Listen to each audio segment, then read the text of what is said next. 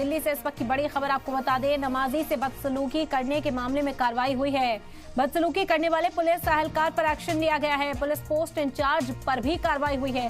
जुमे की नमाज के दौरान नमाजी से बदसलूकी की गई थी। नमाज पढ़ते हुए एक शख्स को पुलिस की ओर से मारा गया था, जिस पर अब एक्शन लिया गया है। दिल्ली के इंदरलोक का ये मामला है।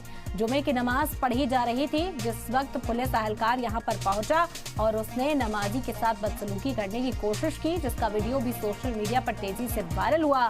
तनकीद उस वाक़े की जा रही थी। उस पुलिस वाले पर कार्रवाई की मांग की जा रही थी कि अगर कोई नमाज पढ़ भी रहा है, अगर किसी तरह के किसी कानून की खिलाफ वर्जी की भी गई है तो तरीके से यहाँ पर कार्रवाई की जानी चाहिए थी। लेकिन जिस तरह से बदसलूकी की गई है उस पर कई तरह के सवाल उठ रहे थे। और अब आपको बता दें कि बदसलूकी करने वाले पुलिस अफसर पर एक्शन लिया गया है।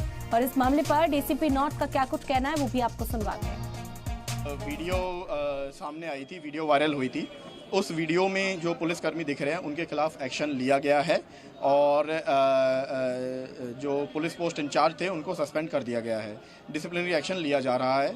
सिचुएशन थी वो अब नॉर्मलाइज हो गई है और हम लोकल लोग हैं उनके साथ मिलके ये मैसेज हमने सबको पहुंचाया है कि जो इलाके की कानून व्यवस्था है और जो इलाके का लॉ एंड ऑर्डर है वो मेंटेन करना है। और अब काफ़ी लोग यहाँ से जा चुके हैं, ट्रैफिक भी खुल चुका है और सिचुएशन नॉर्मलाइज हो गई है। लोकल लोगों के साथ हम मिलके ये काम कर रहे हैं।